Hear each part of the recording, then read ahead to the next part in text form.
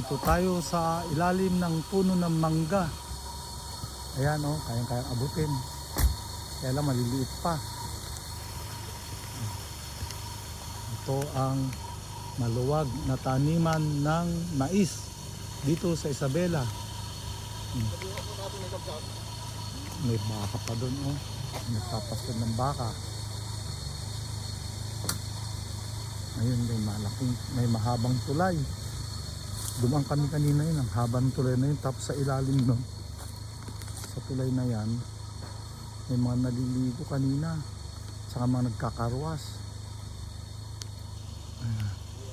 So, yan ang maluwang na taniman ng mais dito sa Isabela. Luwag.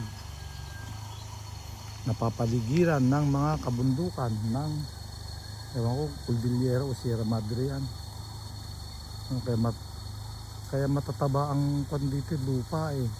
Kasi nga napapaligiran ng bundok. So yung mga fertilizer, mga kuwan ng bundok, pag umulan bumababa dito sa Isabela.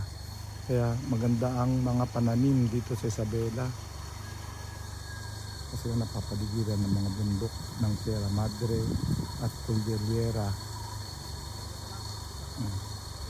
So yung mga nutrients ng mga mountain area, pag umulan, bumababa sila dito sa kapatagan ng Isabela. Laki.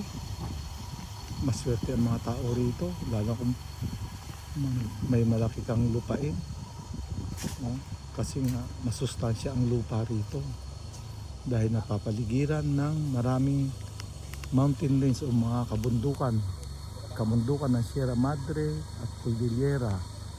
Lahat ng sustansya ng mga bundok pag umulan bumababa rito sa Isabela, kaya maganda ang produce nila rito, mga pananim, mga palay, mais, sugar cane, tsaka iba-ibang gulay. Okay.